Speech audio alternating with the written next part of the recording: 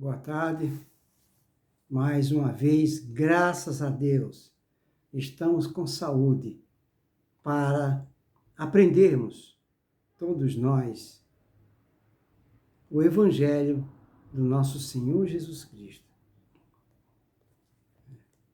Jesus que é o caminho, a verdade e a vida. Abrindo aqui o livro do José Carlos de Lucas, ou seja, o livro Fonte Viva. Hoje o ensinamento será através do livro Fonte Viva. Aquele, pois, que tiver o livro Fonte Viva, por favor, consulte-o e vá direto na página 140, ou seja, no item 147, página 311. O livro é Fonte Viva e o item é 147. Nesse item está escrito assim: refugia-te em paz. Então, só essa frase aqui já provoca uma reflexão, que nós devemos nos refugiarmos em paz. Mas aí, eu pergunto, nós estamos fazendo isso? Porque todos nós estamos refugiados. Eu abri aqui o livro A Casa e acho que não foi o acaso não, porque olha a página que caiu, refugia-te em paz. Isso aqui está em Marcos 31. E aquele que tiver a Bíblia, por favor, consulte, que isso aqui está em Marcos, capítulo 6, do versículo 31. Né? Marcos, capítulo 6, do versículo 31. E Emmanuel dá o título a essa passagem de Marcos, onde ele fala, refugia-te em paz. Então, todos nós estamos refugiados na nossa casa, sem poder sair. Mas ele falou para nós ficarmos em paz. Jesus, quando estava aqui, ele falou, a paz vos dou, a paz vos deixo. Se ficarmos temerosos, se ficarmos com medo, apavorados, nós vamos contribuir em quê para receber a proteção? A gente só vai fazer dessa forma porque a gente fique mais vulnerável do que já estamos. Essa é que é a verdade. Então, o ensinamento de hoje vai ser exatamente esse. Nas palavras de Marcos, que diz assim, havia muitos que iam e vinham, e não tinham tempo para comer. Havia muitos que iam e vinham, e não tinham tempo para comer. Veja bem, em cima dessas palavras que está em Marcos, vamos ver o que Emmanuel nos apresenta. Ele fala assim, o convite de Jesus para que os discípulos procurem lugar à parte, a fim de repousarem a mente e o coração na prece, é cada vez mais oportuno. Então, Jesus falou para os seus discípulos que procurassem refúgio num local à parte, né, para que eles pudessem repousar a mente e o coração na prece. Na prece. É importante isso, pessoal. Nós temos que partir para a oração. Principalmente agora que nós estamos passando por um momento delicado. Já que vai ficar dentro de casa, fica em oração. E procura fazer um esforço para não desequilibrar o seu lar. Porque pode acontecer de um parente querer nos desequilibrar. E se a gente responde, se a gente se altera, vai desequilibrar. Cadê a oração? Então, se ocorrer isso, não é, de alguém querer tentar nos desequilibrar com alguma fala, algum gesto, alguma atitude, então nós temos, se nos mantivermos na oração, não vai ser tão difícil. Não vai ser tão difícil. Pelo contrário, será bem mais fácil. Aí ele continua, todas as estradas terrestres estão cheias dos que vão e vêm, atormentados pelos interesses imediatistas, sem encontrar-lhe tempo para a recepção de alimento espiritual. Inúmeras pessoas atravessam a senda famintas de ouro e voltam carregadas de desilusão. Outras muitas correm aventuras sedentas de novidades emocional e regressam com o tédio destruidor. Pois é, aqui isso é uma lição extraordinária, viu, pessoal? Essa é uma lição extraordinária, porque olha o que acontece. Vocês imaginam São Paulo, que é uma cidade totalmente diferente de todas as outras. São Paulo é uma cidade industrial, aonde as pessoas que moram, residem aqui, elas vivem aqui especificamente para trabalhar. Para trabalhar. Quando a gente fala trabalhar, entre aspas, seria ganhar dinheiro. Então tem uma infinidade de pessoas que vêm do interior de São Paulo para cá. Vem gente do Rio Grande do Sul, de Minas Gerais, enfim, de toda parte do país, para São Paulo, ganhar dinheiro em São Paulo. Então, vive-se aqui especificamente para isso. Mas Deus não nos colocou aqui na Terra para viver, para trabalhar. Deus não nos colocou aqui na Terra para sair de manhã de casa para o trabalho, de noite para casa. De manhã para o trabalho, à noite para casa. Deus nos colocou aqui especificamente para viver essa rotina? Não, está faltando algo. Está faltando algo, não é? Então, as pessoas estão famintas atrás dos bens materiais, ganhar dinheiro, não é? É evidente que todos nós precisamos trabalhar para ganhar, mas quando a pessoa faz tudo isso, vive nessa rotina, mas ela não tira um tempo para as coisas espirituais, como é que fica? Nós estamos falando nesse sentido. Porque o mesmo tempo que a gente leva, administra a nossa vida para as coisas materiais, tem que ter o mesmo tempo para as coisas espirituais. Por isso que Jesus falou, buscai primeiramente o reino de Deus e sua justiça. Todo o resto virá por acréscimo. Mas a gente faz isso? Não. Então, impulsionado, não é? Impulsionado por esses valores que a sociedade nos impõe, principalmente numa cidade como São Paulo, a gente vive para trabalhar. Que a própria sociedade nos impõe a isso. Se a gente não trabalhar, como é que você vai sair do aluguel? Comprar um terreno, construir. Esse é que é o problema. Então, a pessoa vive especificamente para conseguir ter uma vida melhor, mais saudável. Só que para fazer isso, muitas pessoas se equivocam e vivem especificamente para isso. A parte espiritual fica de lado, fica para segundo plano. E não deve ser assim. Em primeiro plano está a parte espiritual, a evolução espiritual. Para isso estamos aqui na Terra, para isso. Olha o que ele fala aqui, vou repetir essa parte. Todas as estradas terrestres estão cheias dos que vão e vêm. Está cheia dos que vão e vêm. Atormentado pelos interesses imediatistas. Atormentado pelos interesses imediatistas. Sem encontrar tempo para a recepção do alimento espiritual. Onde a pessoa vai encontrar tempo para o alimento espiritual? Vou dar um exemplo. Digamos que uma pessoa, ela é pobre, mas de repente ela é promovida no trabalho, ou então ela consegue ficar, vamos dizer assim, bem de vida. Bem de vida.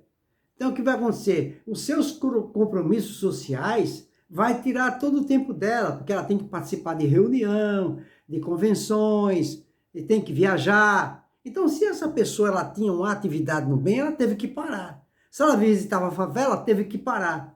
Se ela convivia com os seus iguais na pobreza, teve que parar. Porque os compromissos sociais, a sua nova classe social, né, exige a sua presença. Tudo por causa, tá vendo? Por causa de coisas materiais. Por causa dos compromissos. Por causa dos compromissos. A pessoa que é responsável, já que ela se vinculou aos compromissos, então ela tem que viver para os compromissos. E aí como é que fica a parte espiritual? É isso que Jesus quis dizer aqui. Só que ele usou a linguagem dele. Ele falou, vocês vão lá em Marcos, né? Pega a Bíblia e vocês vão confirmar. Está em Marcos, capítulo 6, versículo 31. Aí fala, havia muitos que iam e vinham, e não tinham tempo para comer. Comer é o alimento espiritual, pessoal. Não é alimento sabe, o comum não, tradicional não. É o alimento espiritual, não tinha tempo, porque a pessoa estava naquele compromisso, né? Aí ele continua. Isso já na época de Jesus. Imagina agora. Aí ele fala, atormentados pelos seus interesses imediatistas, sem encontrarem tempo para a recepção do alimento espiritual. Inúmeras pessoas atravessam a senda famintas de ouro, tá vendo? E voltam carregadas de desilusões. Desilusões. Porque depois a pessoa se mata tanto de trabalhar, depois adoece, e tudo que ganhou vai gastar tudo com dinheiro, ou seja, com remédio, para poder tentar recuperar a saúde que foi, não é, gasta, atormentada por causa da correria. Ele fala, outro tipo de pessoas correm atrás de aventuras sedentas de novidade emocional e regressam com um tédio destruidor. Eu agora me recordei de um fato.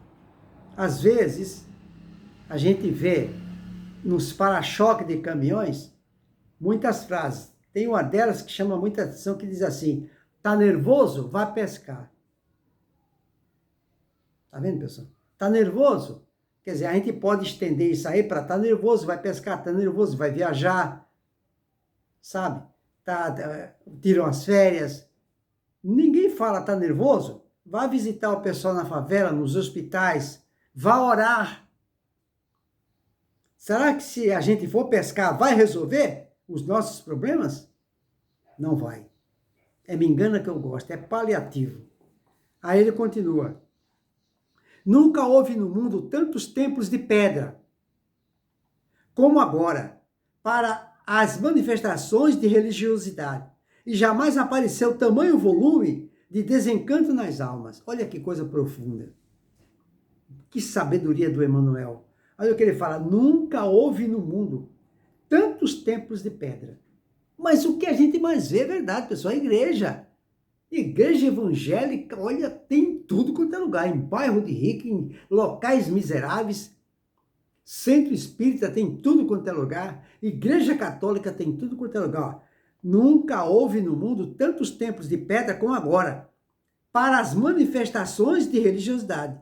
E jamais apareceu tamanho volume de desencanto nas almas. Aí eu pergunto, nós estamos passando por uma crise de pandemia, né? O que mais existe é a igreja, só que todas estão fechadas. É o que ele fala aqui, ó. Nunca houve no mundo, hein? Tantos templos de pedra como agora, para as manifestações de religiosidade. Para as manifestações de religiosidade. E jamais apareceu tamanho volume de desencanto nas almas. As almas estão desencantadas. Então a gente percebe que esses templos de pedras são, na face da terra, figura decorativa. Eu vejo como figura decorativa. Porque eu vou falar uma coisa para vocês, pessoal.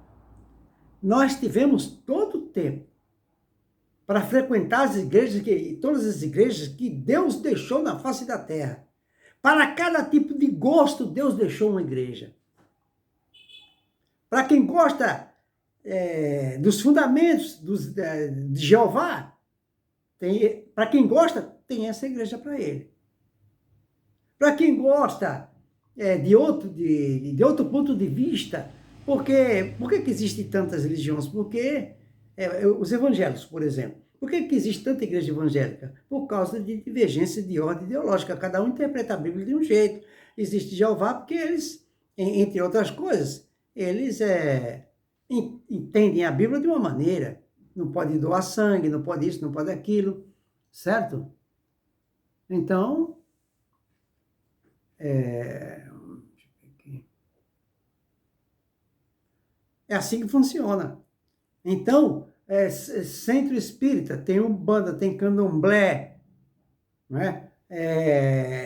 Tem de Allan Kardec, tem para todos os gostos, para depois, amanhã ou depois, a pessoa não ir apontar o dedo para Deus, falar que Deus não deixou a religião que ele não gostava. Para cada tipo de gosto, tem uma religião. Então, templos de pedra, como Emmanuel fala aqui, é o que mais tem. Então, Deus deixou uma vastidão de casas religiosas. Nós aproveitamos? Ou nós éramos simples frequentadores?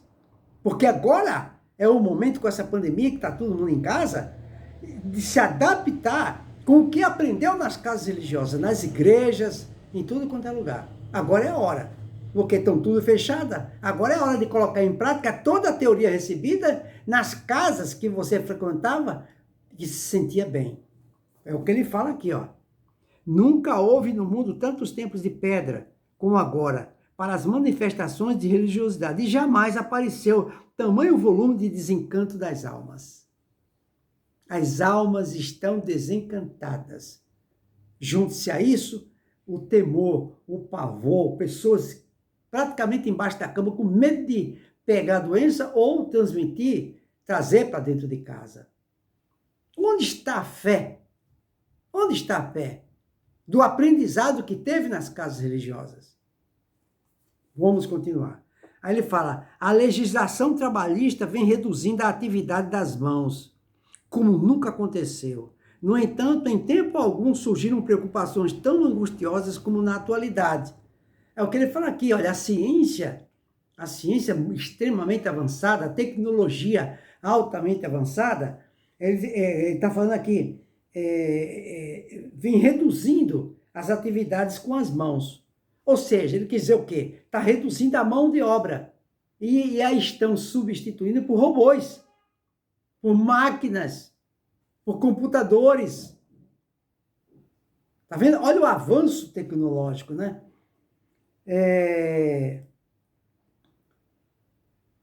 No entanto, em tempo algum surgiram preocupações tão angustiosas como na atualidade. Então, o que adianta tanta tecnologia, que nem agora, o que adianta? Tanta tecnologia, tanto avanço tecnológico, né? Principalmente nas comunicações, entre outras coisas, na medicina. E o que está acontecendo com o mundo inteiro? Adiantou? Não adiantou nada disso. Porque eu vou falar uma coisa para vocês, pessoal. Se nós tivéssemos, não é, dado prioridade para as coisas espirituais, tanto quanto a ciência deu para as coisas materiais, hoje nós não estaríamos recebendo a visita do coronavírus. Podem ter certeza disso. Porque nós estaríamos imunizados. Imunizados. Mas não foi isso que aconteceu. O que aconteceu foi uma inversão de valores.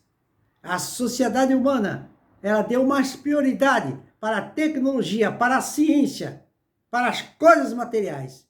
E as espirituais deixou para segundo plano. E é exatamente por isso que nós estamos passando por essa situação. Culpa do homem. Vamos continuar com o ensinamento. As máquinas da civilização moderna limitaram espantosamente o esforço humano. Todavia, as aflições culminam presentemente em guerras de arrastamento científico.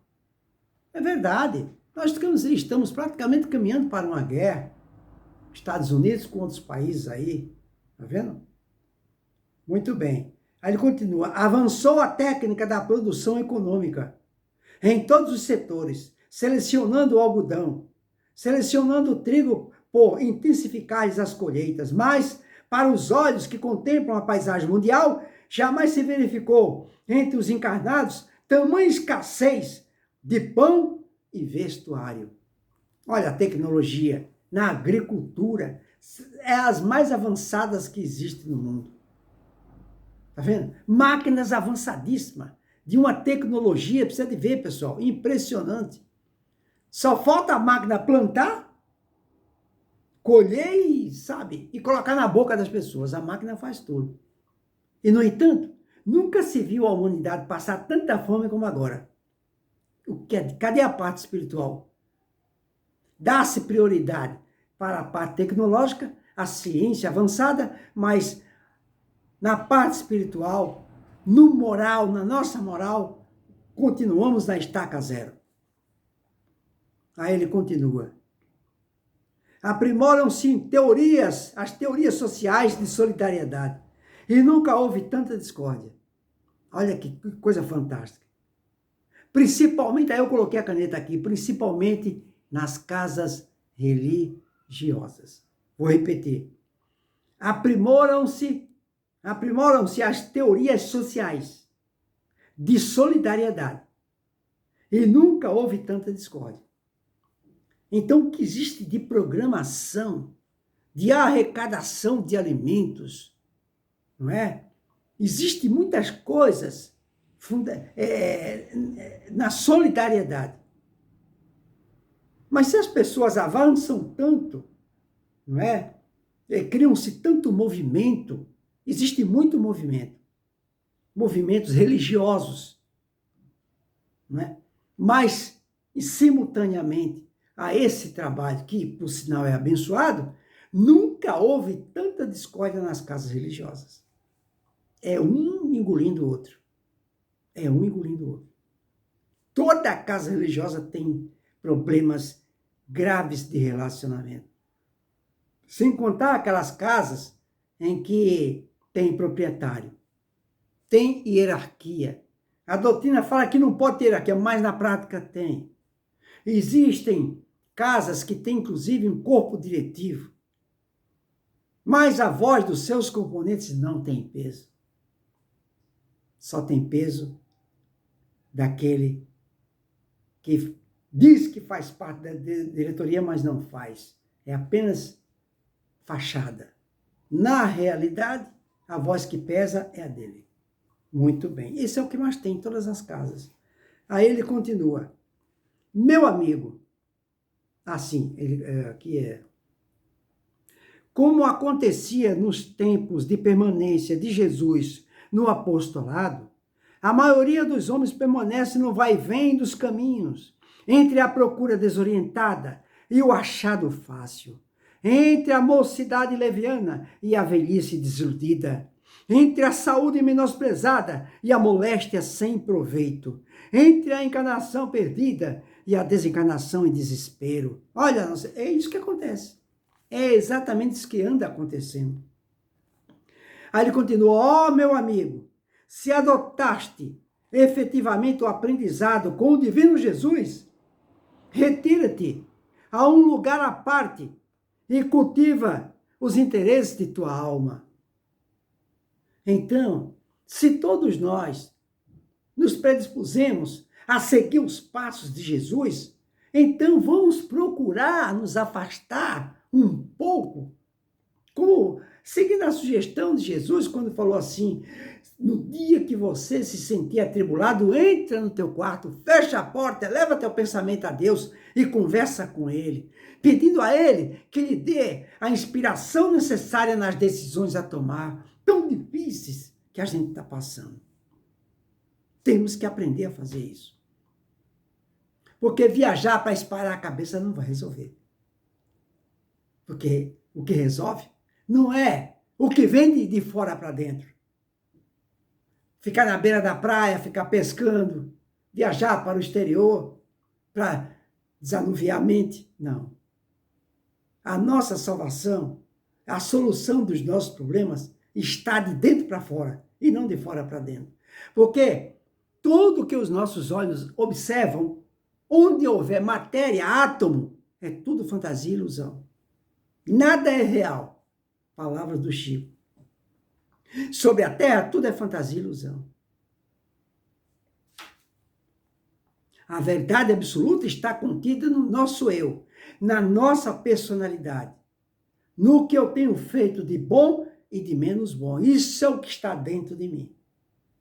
Eu só preciso aprender, todos nós só precisamos aprender a administrar a nossa vida, o nosso destino, porque quem manda em nós somos nós. Está faltando isso.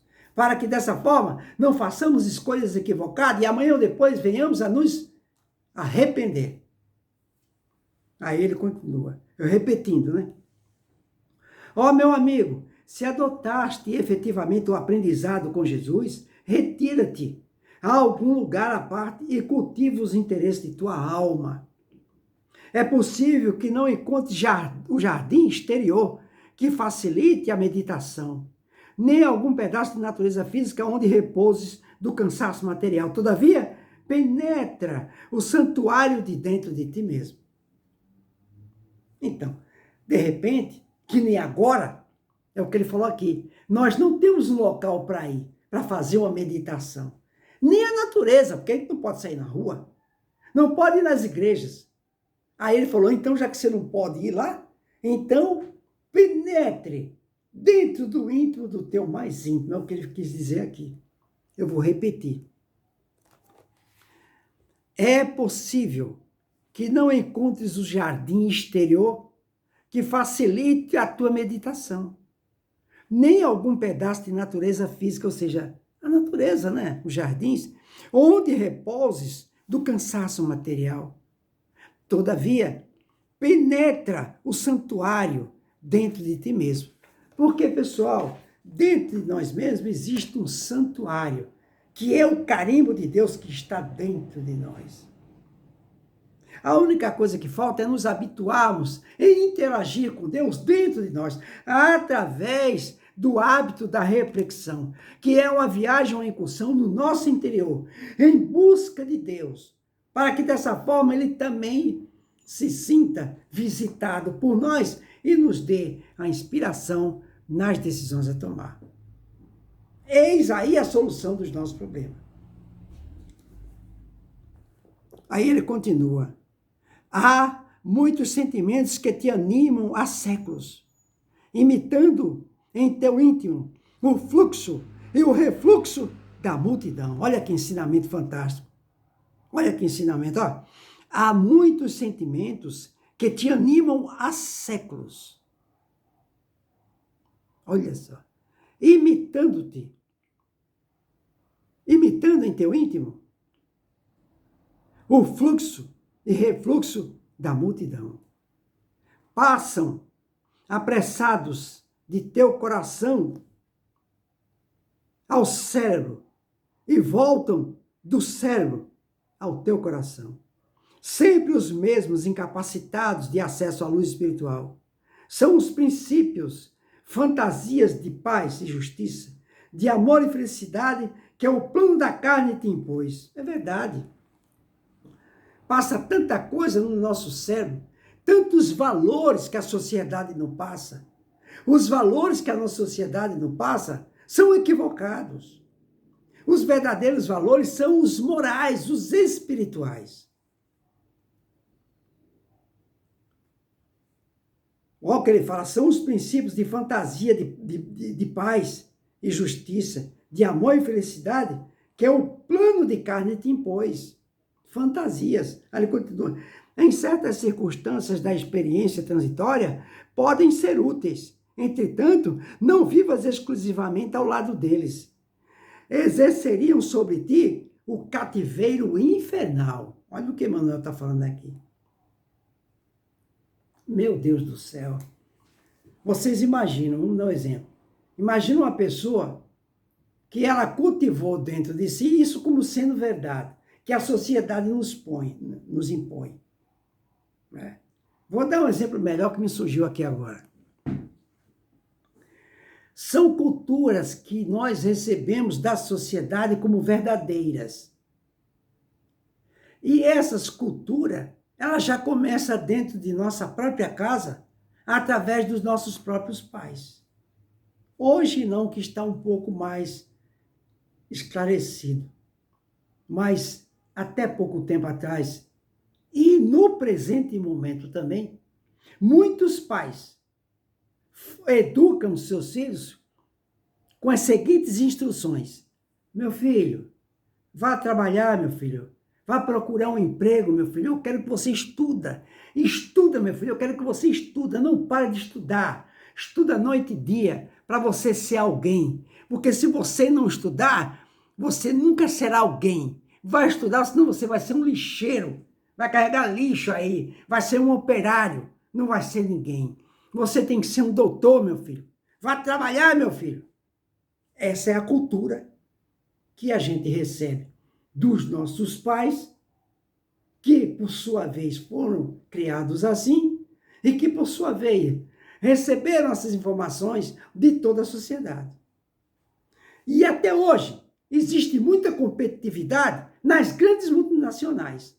Você tem que mostrar serviço. É uma verdadeira competição. Eu conheço uma infinidade de jovens que estão com depressão em agências bancárias, nesse departamento financeiro, tem que mostrar metas, atingir metas. Se não atingir, aí é um terror. Olha, aí uma pessoa chega a um ponto que a pessoa vai ter um derrame. E se a pessoa morrer, como é que ela vai chegar lá no seu verdadeiro local de origem?